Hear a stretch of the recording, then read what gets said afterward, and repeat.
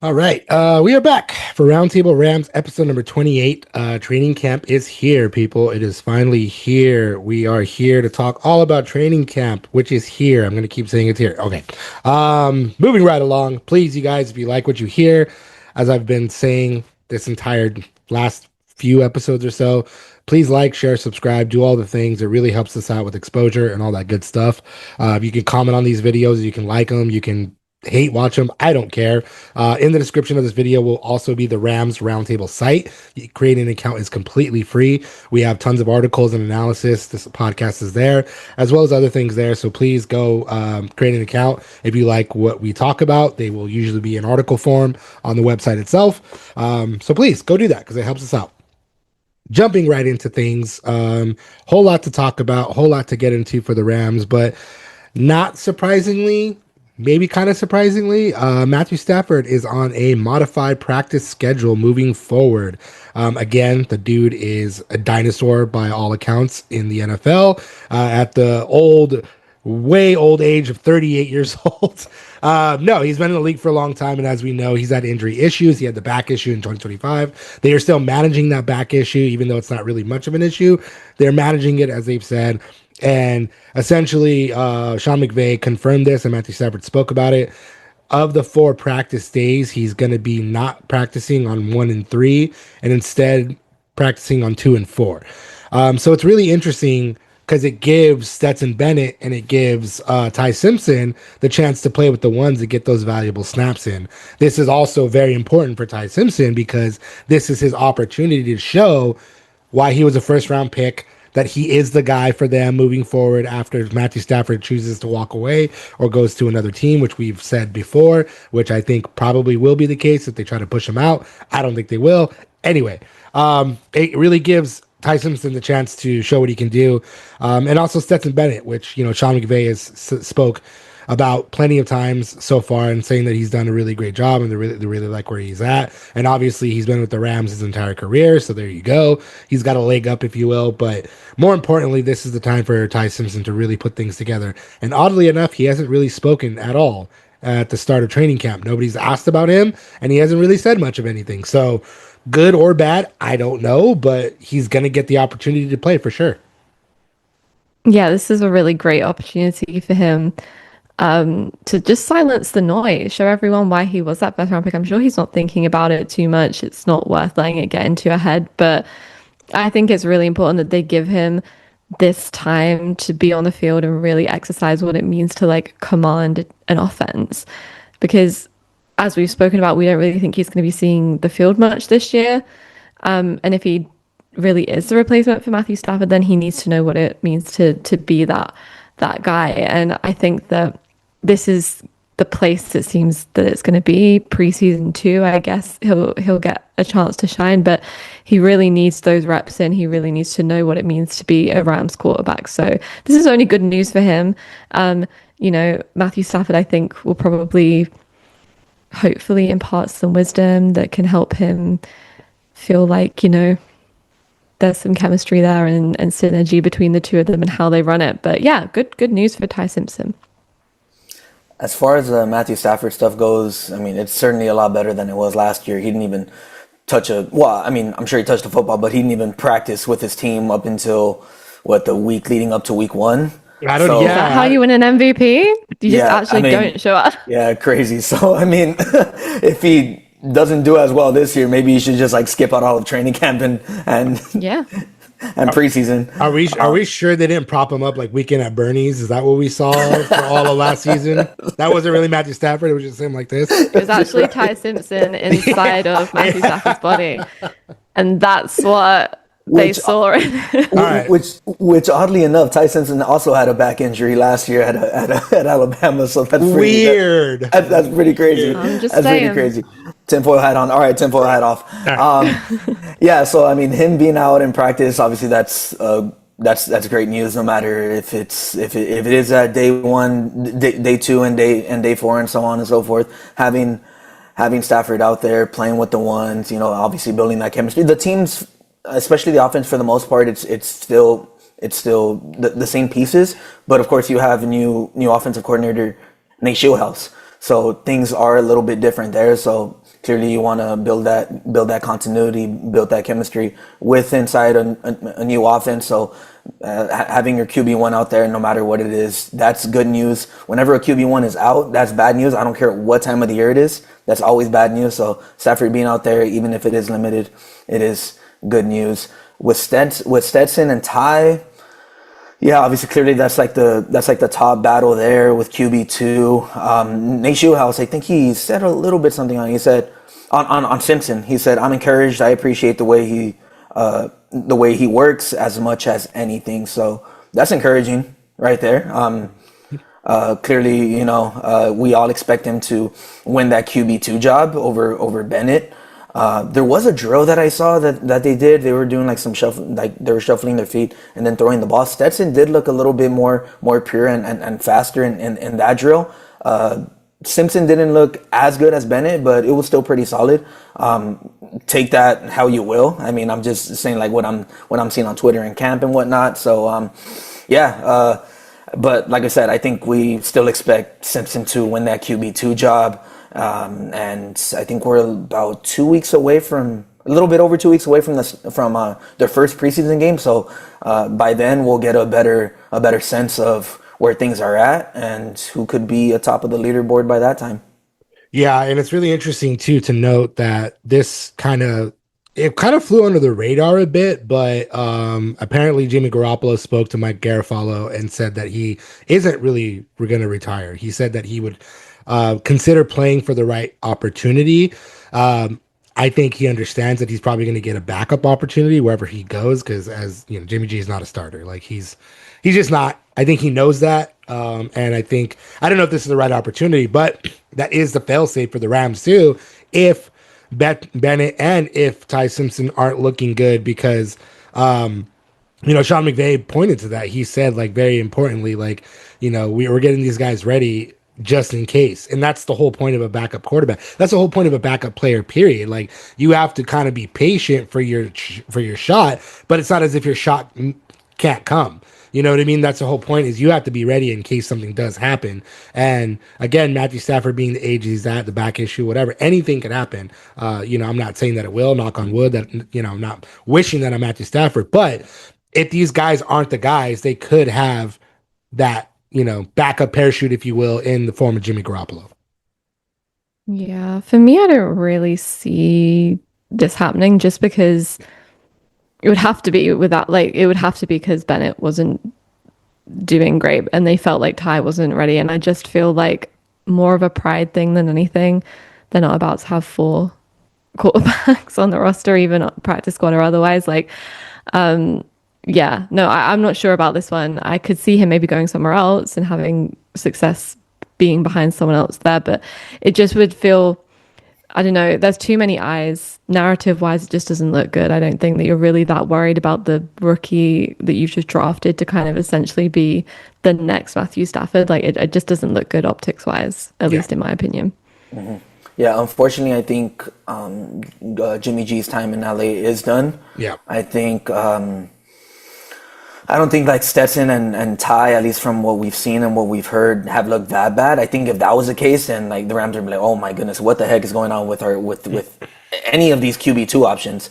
Fortunately for them, that doesn't appear to be the case.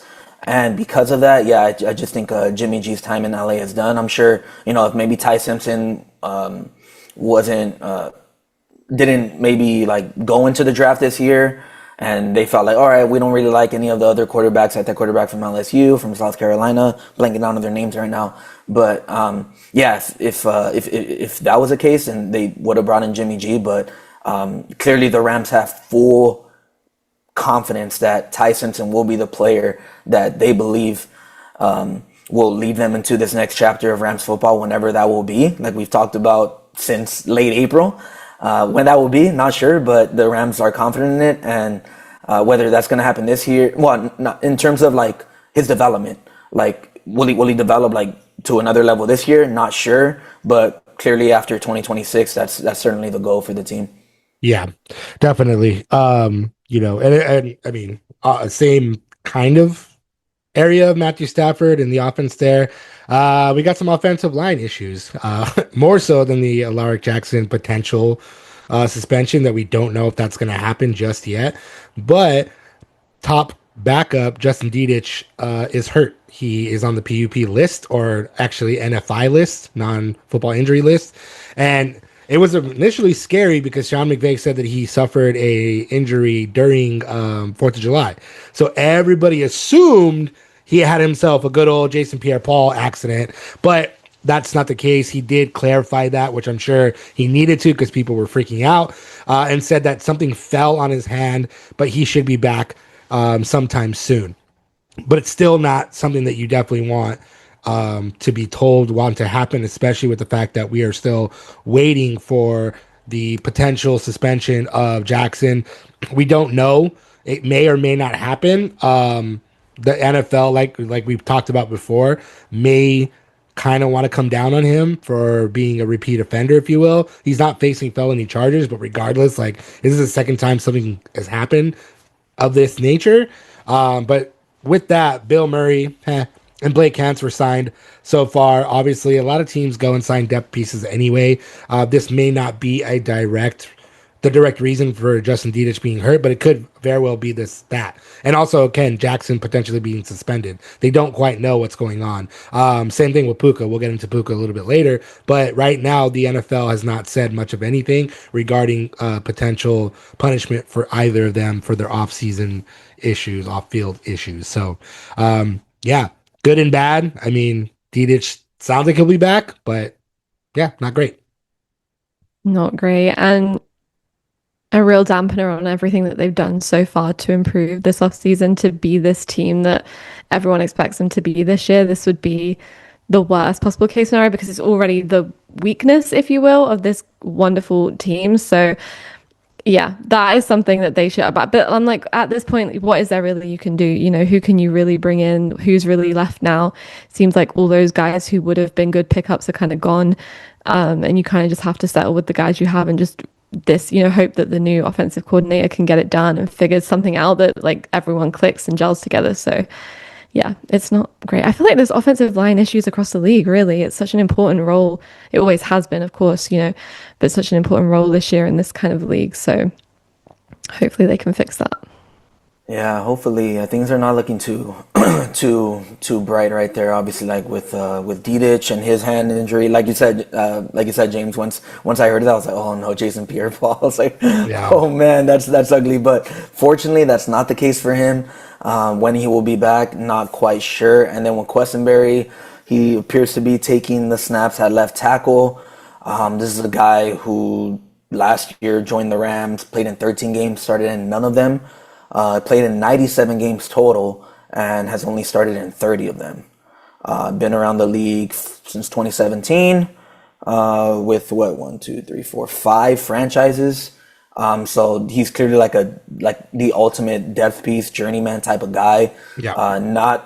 Would not be confident in him starting week 1 against the Niners if worse comes to worse, but the Rams may have no other choice.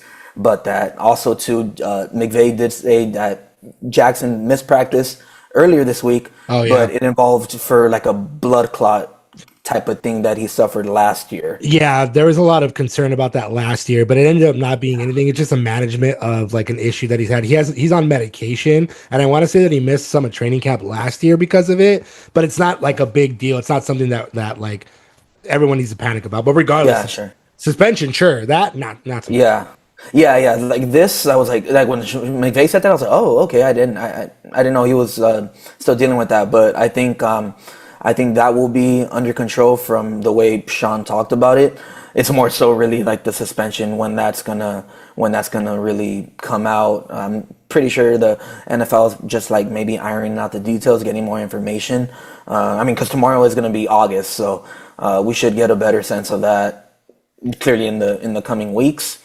In terms of not if he's going to get suspended, but really the timeline of it and how long that's going to be. And if so, I'm sure like the Rams are preparing for that. That's why they sign these depth pieces guys. Sometimes it's all situational, right?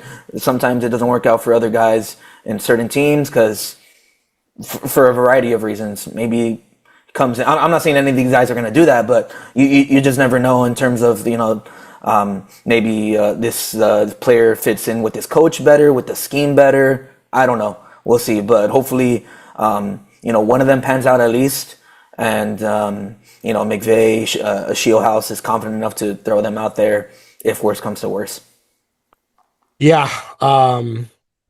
Yeah, we'll see. Offensive line. That was like, again, what we talked about, their undoing in 2024. In the beginning, they still found a way to turn things around. So I don't think it's going to be as serious, but it's also a very big problem. But moving on to better news and something that may be obvious to pretty much everybody, Myles Garrett is impressing everybody and in turn is being impressed by everybody. Who saw this one coming? But no, everyone, finally getting a sense of who Myles Garrett is as a player. Obviously, playing against him is not the same thing as having him on the team. Chris Shula laughed and joked because he was like, it definitely lived up to it. And he used his arms to show how big Myles Garrett is, which I thought was really funny. But everybody laughed about it. And he was like, yeah, you know about the guy, but when you see him actually on the field, then it's real. And it started with him, and then Quentin Lake was taking note of just the way that he prepares his body and the way that he prepares for practice and taking notes. Something as simple as taking notes in the film room is already impressing Quentin Lake, and that's important. That just shows how much of a competitor Myles Garrett is and why it's so huge to have somebody like that.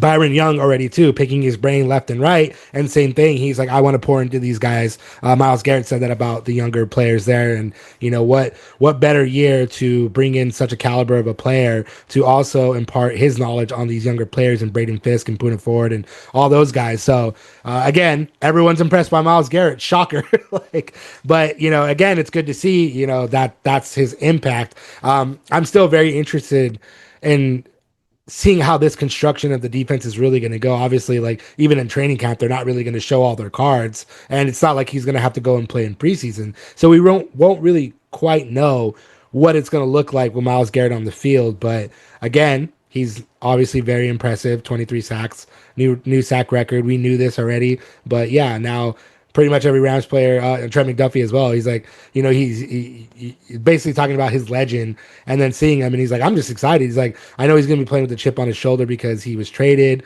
and he's like, I just want to see him get loose. I want to see him out there. So I don't know if he meant that he wants to kind of push him, but we'll see what happens. But anyway, impressive. Yeah, I mean, how can you not be impressed? He's just an incredible player, and the work ethic and everything, and that's why he is the way that he is. So it's really nice to see him fitting in, and also nice to see players who have been there kind of taking some notes and being like, oh, this is how you get to that level, let me take that on. And I'm sure for Myles Garrett, he's got to be buzzed and energized to be in a place where there's a real shot for him this year. He wasn't getting anywhere fast with the Browns, so it has to be a nice change of pace for him to not be the underdog, or not even the underdog, just generally overlooked and forgotten about, or just not taken very seriously across the league. So I feel like he's going to be playing with a new energy this year. I think that there's going to be something even, not even that he's going to burst out in any particular way, because he has been for his entire career, but just working as a team, having a team around you that can support you and elevate you because you're not having to carry them and, all of their mistakes that are happening. And that's no slight on previous Browns players. It's just a general organizational thing. So yeah, it's going to be like Myles Garrett revival this year. And he was already having a career year last year, breaking records, historical records. So I'm really excited to see what he can do on the Rams. Yeah, it is going to be really exciting. And usually with great players, we witness them from afar, wow, this person could do this. But once you have them in the organization and you see their day-to-day work, you see how they handle themselves, it's like, oh my goodness, this is why this dude is great. And that's what guys like Trent McDuffie is experiencing, Quentin Lake, Byron Young, all these guys seen it up close and personal. It's a lot different, right? When you're in that, when you've seen them every day get to work, this is what makes this player great. And that's Myles Garrett. I think obviously he has the stats, he has all this, but I mean, you could argue those are kind of empty calories in a way, right? Because the Browns only made the playoffs one time. No, two times or once. I think it was thanks that COVID to Joe Flacco. Yeah. By the way. Exactly. So just saying. So Jimmy G, I'm just saying, we're overlooking him and we're going to Joe Flacco. We're stealing him away from Cincy. who's about 6 years older than him too, by the way. Yeah. Yeah, so like I mean, like he's only been in the playoffs once, and outside of that, no one's obviously viewed the Browns as like even like a playoff contender, even like a team that could win their division. So now he's just immersed into the Rams, and this is a team who expects to win now and win and win by a lock shot. These are not expectations that Myles Garrett has had. However, I think he realizes the situation he was in, and I think he knows what to bring to this Rams group, although he hasn't had the type of experience that a guy like Stafford has had, like even Puka Nacua has had. He's made the playoffs every single year that he's been here. But so those guys could help each other out to reach a new level, to get the job done. Because we all know for the Rams in 2026, if they don't win a Super Bowl, this is all for nothing. It truly is, because next year you don't know. You just don't know, because obviously you have Stafford's back thing, and you just have, I mean, they could lose Shula, they could lose Nate Shieldhouse, right? Because those are certainly coaches that are going to get poached around the league.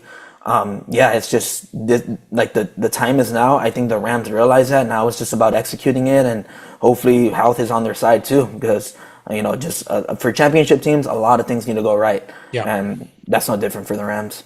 Well, I think something important to note too, because I wrote about this, and I truly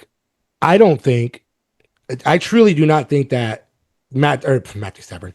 I truly don't think that Myles Garrett is going to get anywhere near the sack count that he got in Cleveland, especially in 2025. And that's not to say that he can't. I just don't think it's going to happen. I think what's really going to happen is we're going to see a way lower sack count, because he's going to help all the other players around the Rams defense as opposed to himself. Myles Garrett is a competitor. This is the first time that Myles Garrett has been on a championship level team. And so he doesn't have to be the only guy out there. He's not the only guy there. So he's not the defense, if you will. He was the defense for the Cleveland Browns. And now you have all of these guys that Nate Landman, even the linebacker crew, you have Trent McDuffie, you got Jalen Watson, you got Emmanuel Forbes, you got Quentin Lake. You have so many guys that I think what's going to happen is while he's getting double teamed, somebody else is going to get loose and going to get to the quarterback. So I think we're going to see everyone get elevated, and not so much that we know it's not going to be the one man show here. We know that for a fact, but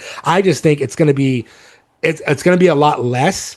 Or he could just put up video game numbers, because that's the case. Like they have too many people to worry about, and they forget about Myles Garrett. I don't know, but I just think I see it like maybe he gets 12-ish sacks in that range, because he's going to be elevating Byron Young, Braden Fisk, Poona Ford, Nate Landman, all the other guys. I think that, again, as we've said before, we're not going to know what this is going to look like until the regular season starts, but it's exciting to see what it can become. And especially, too, we also have to temper our expectations, because this is, maybe it's still the same defense, it's still Chris Shula, but they have to hit their stride, too. You can't expect that they're going to come out swinging week one, especially against the San Francisco 49ers in international territory. Everyone has to temper their expectations a little bit, but that's the excitement of it, is like, what can this defense really look like with Myles Garrett? Yeah. I can't wait to see it. I really can't. Just because exactly what you were saying, like in Cleveland, those individual goals are the only thing you can strive for, really. You know you're not getting anywhere. He put it on his wrist every single week. He knew what the goal, that's not the goal anymore. The goal is Super Bowl. Yeah. And it means, allowing those guys around you to flourish, and allowing you to flourish. And I think it's just going to be a completely different mindset for him. So we'll see. Maybe he'll put on his thing again. Maybe he's got a set number that he wants to, but I don't think, that's the aim for him, because it's just not the same thing as being. It's not even like he's come from like a mid-range team. He's literally gone from bottom to top overnight. Yeah. So it's really that simple. Myles Garrett doesn't need to play Superman every single snap. He doesn't, especially if Aaron Donald comes back. Especially if that's the case. And even if he doesn't, that still remains the case. With Cleveland, every single play, every single game, every single series, he had to have that cape on. That doesn't need to be the case anymore with the Rams. If he does his thing, he creates opportunities for others, which we all expect that to be the case. This Rams defense is going to be scary to witness and scarier for offenses. But yeah, we're just gonna have to wait and see. And I'm sure Garrett's probably like, man, like I I'm sure like he's just so uber like hyper competitive. Like he's probably telling himself, I'm gonna get more than 23 sacks this year. Yeah. That's just the type of mindset that he has. He's like, why not? I have Puna Ford. I have Byron Young. I could possibly have Aaron Donald. Man, I'm gonna get 30 sacks, right? But that's not saying that's gonna happen. But that's probably like just his mentality because he's that competitive. He's that type of person. That's what makes him arguably the best player in the league. Yeah. Again, we don't know. We're not going to know until he actually takes the field. And even if he does see some snaps in preseason, which I highly doubt that he will, we still won't know, because it's not a regular season game. It's just you keep thinking about the possibilities, and they are for sure there. But moving right along, we got Puka Nacua. Puka offered some very huge maturity when he was speaking to media following practice, kind of calling himself out about everything that's transpired with him. And I think taking the high road in terms of him not wanting or seeking a deal. He did say that he's going to be playing for the Rams and not worry about a deal right now. Obviously, he's played well over his current value, but I think it's smart because, again, these off-field issues, the things that's happened, the whole bite thing and everything else that's going on with him. Again, we don't even know for sure if he's going to get punished by the NFL or not either for those situations. Well, it's a wait and see kind of a situation. He's out there at practice. He's in high spirits. And I think it's smarter to kind of wait because if he has another monster year, that is only going to increase his value even more when that checkbook comes out in 2027. But as it stands right now, no holdout, no nothing like that going on. Initially, he said he wasn't sure if he was comfortable playing without a deal, but that tune changed just the other day when he was speaking to media and said that he didn't really, the holdout hadn't really crossed his mind. Yeah, it seems for him like he's on a path that's like really positive. And Sean McVay commented on that too, said he was inspired by his positivity. So I think that's for him, it's just going to be a world of good to have those people behind you and know that, no one's kind of side-eyeing you in the building like, oh, this guy again. But I think that is just really nice to see from him. Even if any of that stuff, the alleged stuff happened or whatever, it's just nice to see him he said that football was a safe space. And I think, that really shows on the field. And I agree with you. I think playing without a deal is more of an issue for the Rams than it is for Puka Nacua, in my opinion, because we don't know what's going to happen. Like, we all expect this team to be brilliant and do great things. We don't know what's going to happen next year. Matthew Stafford might want to go play somewhere else. He might want to retire. He might decide that that's it for his career. And that doesn't necessarily mean that Puka Nacua wants to stick around to see what's next. He might want to go somewhere else and kind of chase down Super Bowl dreams with another team. Even if they do win the Super Bowl, he might be like, right, on to the next one to kind of do that. It feels like he's a Ram for life type player and that he'll be there as long as he wants to be. The only issue is, of course, if he gets injured, that becomes a problem. But I'm sure that he's going to be very aware of that, taking care of his body, doing what he can to get through it. But yeah, it's really nice to see him on a positive journey and kind of putting all of that to the side and just focusing on what's next.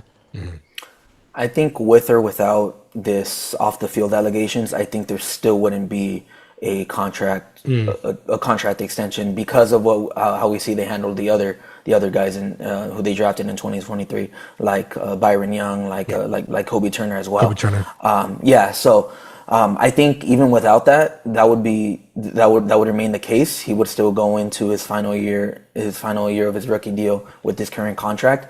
But I really just love the way he talked and he carried himself in that interview. You could tell he's been to therapy a lot. There was a lot of tough conversations. He mentioned the tough conversations he had, with his legal team, but also too, more importantly, with his mom and his family. Yep. And how they held him accountable, and how they had to smack him around across the head, but it all came with love. And just in general, that's just I feel like that's the type of people you need in your life, no matter who it is. So it's good that it seems like he learned his lesson. He learned how not to be. And now he's coming into this season with a clear vision, clear view, and I mean, so far from what I'm seeing, he's the best player in camp, and that comes as no shock because Puka Nacua has proven to be one of the best players in the league since he's entered the league, really. So this is all great news for the Rams and for himself too. Just knowing that he's in what appears to be a better headspace now. It just comes down to, will he be suspended? Will he face some type of discipline, whether from the NFL or from the Rams? That's kind of on a wait-and-see basis. We're not going to see him until hopefully week 1. of the NFL season in Australia. So we'll see what happens there. But Puka seems like he's in a good headspace. He loves football, and he more importantly he loves his team as well. He said he couldn't envision not coming into camp and being around these guys. So that's a really great thing to hear, and the money will come soon. If barring health, he's going to be the highest paid wide receiver. So, but is that going to be with the Rams? I think the Rams will do all they can to make sure that it is with him. If not, then I think regardless he will be. Yeah, definitely. They're not going to let him walk out of the building for sure. It's just, he's a young receiver, and obviously he's now seen what can happen when these off-field issues appear and how to handle them. And yeah, he's going to get paid by the Rams for sure, but we'll see if and when. But we will be back again next week. I'm just going to do this really quick. We don't really have an Aaron Donald update other than he's trying to come back. That's about it. We don't got anything.